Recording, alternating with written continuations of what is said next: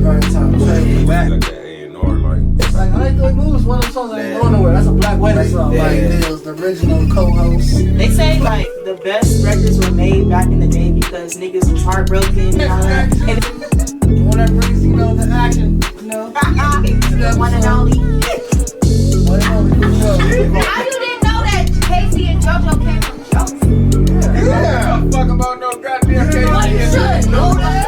You should. I've been gone for a minute, but no, I kind of feel like it's fucked up. Everybody cheap out, fucked up.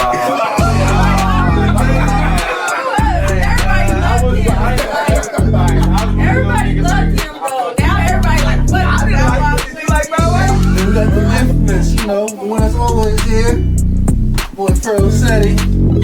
Me. That shit has 27 tracks on that motherfucker. That's what is it, Marley? Two albums today. And a bonus song. And a bonus track. That nigga Pac dropped 27 songs on an album. That's some Michael Jackson shit. One that keeps strong. Boy, crack. So nigga, fuck your bitch, bro. I'm just It was a saying. lot too, but the result was very pleasing. What's good? What's good? We back on Hip Hop Raised Me Podcast. It's your boy Grind Time Trey. You can see I'm solo dolo today, but it's all good. The show will continue on. Today's topic for episode 3, season 3. You know, got the Treys in there. Grind Time Trey. You know, it all making sense now. We got Datpiff Mixtape there, man. If you know, you know. One of the greatest times in hip-hop. A unique time in hip-hop, I should say. Because you got artists, when you say you got Mixtape Wayne, and you got Album Wayne. A lot of artists came through that Datpiff Mixtape era, like Wiz with his classic mixtape Kush and OJ. Meek Mills with Dream Chaser 2. Gucci Mane dropped a lot of street mixtapes on there. OJ the Juice Man broke through on there. Waka Flocka, some of Big Sean's best work. J. Cole's best work. Kendrick when he was K-Dot, feature on J-Rock's mixtape. Even Nip, Bullets Ain't Got No Name, Volume 1, 2, and 3. Datpiff. Even the Marathon was on there. Shit, Crenshaw was on there when he was selling it for $100. Let's start with that. Man, Nip. People trip out like how he sold the mixtape for $100. I'm going to break it down. He sold people experience by... You couldn't just get it mailed to you. You had to go down to the store, get in line. You had to meet and greet with him. People were sipping champagne with him. You got to come to a show. He gave you a whole experience for $100. So ain't like he manipulated nobody. He actually gave you the extras to pay that $100. Like, that's why it's proud to pay. You're proud to support me, so direct to consumer side, a little extra more for you. Dope idea out there, man. Like, shout out to Nip. Rest in peace, Nip, man. But classic, man. I just wanted to clear that up. People are like, oh, he paid Perry $100. Nah, it was all worth it. Probably, you know, they got more than what they paid for, to be real. But man, there was a lot of dope mixtapes in that era, like especially from artists like Wayne with the Dedication series, the Drought series, the No Ceiling series, where he did, you know, the art of jacking for other people's beats and just killing them. A lot of people say he killed them more than the original tracks a lot of times. I mean, he took tracks from Fabulous, old Jadakiss records, the newest record that's out on the radio, and was, boom, murdering it. I don't think he had any misses when he was doing that. Like, it was just a classic time, man, from Wayne to, like, artists like Gucci Mane and Jeezy really brought the trap sound through mixtape era. Like, you had mixtape DJs like DJ Drama that really supported that time, too, with Gangsta Girls. You had Don Cannon, DJ Holiday, you know, Southern Smoke. They brought the real South and the trap sound to the mixtape game on Datpiff. So, you know, shout out to all the Southern DJs that did that, man. So Gucci Mane broke a lot of artists to the mixtape game. I mentioned that on one of my videos I put on Instagram and Threads and TikTok and all over social media, like how Gucci Mane broke a lot of artists in the South through the mixtapes before bringing them to the albums. Because he had that mixtape platform going up, especially that Piff era. Like when he was locked up, he was dropping mixtape like every month, locked up. Because he had so much music in the vault to put together on the mixtape. But man, even had artists like Drake, So Far Gone mixtape, like where he really broke through in the game, kind of off that mixtape. And I said that mixtape's kind of classic because it kind of changed the sound of hip hop with that mixtape. Same thing with Kush and OJ. It influenced a whole nother sound of hip hop with a mixtape. And a lot of people forget to mention that, like, man, that's some dope shit right there for it to really shape and change the sound off a mixtape. Not just an album, but off a mixtape. Like, always remember that. Shout out to Drake and Wiz. But man, it was just so much different mixtapes. You know, if you're watching this, leave in the comments, what was your favorite mixtape in that Datpiff Mixtape era? Cause there was so many to name. Man, even had like the June and stuff going on with DJ Who Kid and DJ Green Lantern. Like Cameron and Dipset ran a lot of mixtapes too. Like for instance, Jill Santana and Wayne's Blow mixtape. That's like a street classic right there. Like for all the big Wayne fans and big Dipset fans know about that one, man. Like hearing Wayne and Joel's Murder Beats go back and forth on records. I Can't Feel My Face. That's where that whole phrase came from off that mixtape. Based off the movie Blow with Johnny Depp. Then with all these dope mixtapes we talked about, you got all these artists. So like, out of all these artists, who you think is the mixtape king or queen out there? I know we had a little vote on Instagram and Threads, but this is out of everybody. You know, yeah, people, a lot of people had their run. You have Wayne with his multiple series of jacking for beats, killing them. Yeah, Gucci Mane really brought the trap sound to the mixtape game and really, man, heat the streets up. Like, he had album material on mixtapes. Meek Mills brought that Spitter whole thing back with the mixtape game with his Dream Chasers, and before that he had the Flamers mixtapes.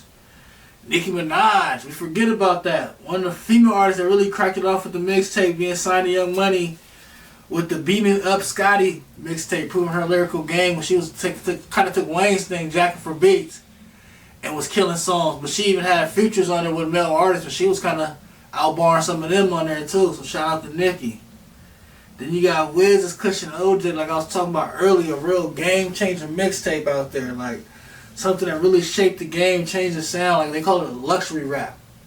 Because it was more than just stoner rap. Like you had stoner rap out there, like you had Currency out there already.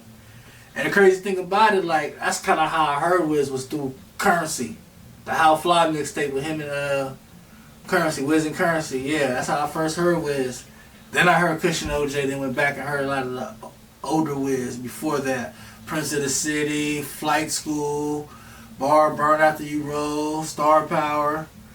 Man, had a nice mixtape game there and after, because he still had like Cabin Fever. I think it was Taylor Alliance. So yeah, like, yeah, some shit, man. A lot of dope shit, but like, out of these artists, who would y'all say would be the mixtape king or even queen out there that really kind of impact the mixtape game in that Datpiff Mixtape era? Leave it in the comments, man. Just leave it in the comments.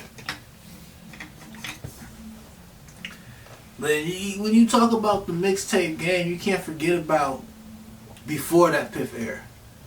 Like you had the DJ Clue tapes, the Funkmaster Flex tapes, and they had the exclusive songs that were on mixtapes. They even had the Jackin' for Beat stuff. Like a lot of people first time heard Fabulous or Mace was through that DJ Clue time. DMX did a lot of DJ Clue stuff. Jay-Z, Ja Rule. I actually listened to DJ Clue Professional album this morning, getting ready for the podcast. Was going through it, and I was like, man, I was listening to it no skips. I'm like, okay, but how can you skip when you got Rough Riders Anthem remix with the DMX, the Locks, and Eve, and you got a Jay-Z record, a DMX record, a Nas record, a Mobb Deep and Noid record, like MOP, Mason Fabulous. Like, it's just crazy. Like, man, like that's the hip hop that raised me. I think that year was 99. Like, classic time right there, man. Shout out to Clue, man. That kind of shaped the mixtape game. They even had like 50 that impacted himself in the industry through the mixtape game, letting the bootleggers have it and stuff, jacking for beats, putting regular tracks on there, and feeding the streets. That where he got known for that. Where labels wanted to sign him, you know, came across Eminem through his lawyer, all through the mixtape era and the mixtape game, man. It's a lot out there, man, with the mixtapes, you know. Because it even goes back way before that, the Grandmaster Vicks and stuff. Like, this hip-hop, man, that mixtape game, like, without the mixtape game, hip-hop will kind of be dry at times, you know. There's times where, like, stuff like that Piff picked the game up. When we had the Chicken Noodle Soup and Stanky Leg era, we had mixtape to kind of shape that, you know, keep us where hip-hop was still at, but it was getting real commercial. We was losing that balance. And people probably trip out when I say that balance. Because me, I'm somebody that likes to balance between the bars and stuff and the hits and the vibes. Like, when you give that balance of both, I feel like you're more solid of an artist than just having one. Because you got to think about it, like, Jay-Z's made that hell of a catalog because he had the bars, but he had the hit records too. He was able to balance them both out. There's people that have more bars, there's people that have more hits, who perfectly balance it out. Even artists like Ludacris. There's another example that somebody's able to balance out having bars and making hits. Man, it's something to throw out there, not to go off topic, something just to add to the mixtape game. Man, then like even before that, you even had the LimeWire era before the mixtape game, where we was kind of getting exclusive stuff and making our own mixtape or mix CDs, We kind of add that. That's kind of pre Datpiff Mixtape era. That was a dope time too, downloading the music, mixing it together, making your own mixtape. Sometimes getting the tracks you'll get out there. I remember sometimes my brother would download the Hot 97 freestyles. So like when the artists would go to the radio station in New York, they're always freestyling Hot 97 with Funk Flex. And he'll always go download those. He'll be playing those while we cleaning up and stuff. Like Aaron Jay-Z freestyle, State Property and stuff freestyle. Like, those some dope stuff, man. Good times in hip-hop. Good times. Man, give me a quick second. Let's go ahead and get into the IG questions. Man, so the first IG question this week was, which artist had the best mixtape run during that Piff era? Wayne, Gucci Mane, Wiz, or Meek Mill? Me personally, I have to give it to Wayne. I feel like he had the most impactful run because he did multiple series that impacted the game. And even though to the votes on Threads and Instagram, Wayne came out on top. But it wasn't the last. Like, you had some big Wiz fans, some big Gucci fans, and some Meek Mill fans that was pushing for all of them. And I feel like they all did something in the mixtape game, According to the people, they all did something too. And let's get into question 2. Question 2 was, what was the most iconic mixtape of that time? Options: Dedication 2 from Wayne, Kush and Orange Juice from Wiz, Dream Chaser 2 from Meek Mill, So Far Gone from Drake. So I'm going to go through each of these mixtapes. Dedication 2, like I said, Wayne jacking for beats, gassing it. I feel like that was the first one that was like the big hype, big talk about. Everybody was talking about it when you went to school. Everybody had it in their iPods. If you didn't know about it, you was probably lame. And yeah, you wasn't cool if you didn't know about the Dedication 2 at that time.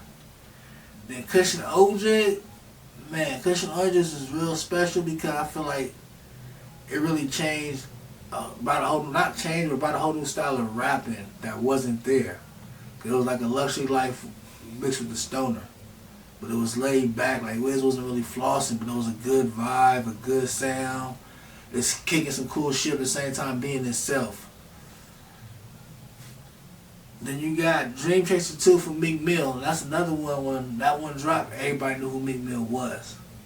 So it was, and I come to find out when I was doing some research, it actually broke Datpiff record as one of the most streamed mixtapes out there.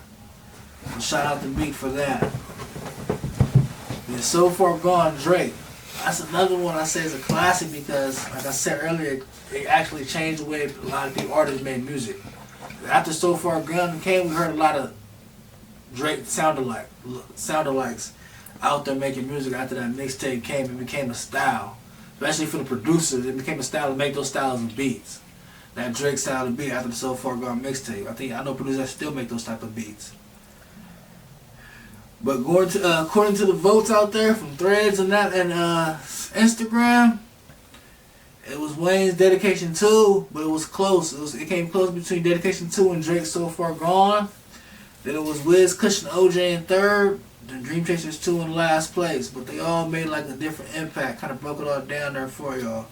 But if you got any comments on that, or any of the IG questions, man, leave it in the comments.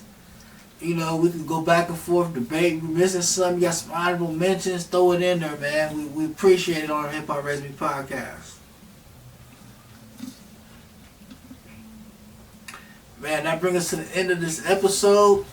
It's your boy Grind Time Trey. Sorry we're a little short this time. It's just me by myself. You know, give y'all a little breakdown of Datpiff Mixtape here. Let's bring us to the end of this episode of Hip Hop Raised Me Podcast. We'll be back next week with the trap music episode. You know, we'll go more deep dive into that trap music era of hip hop. But that's it. That's the rest for this week. Peace.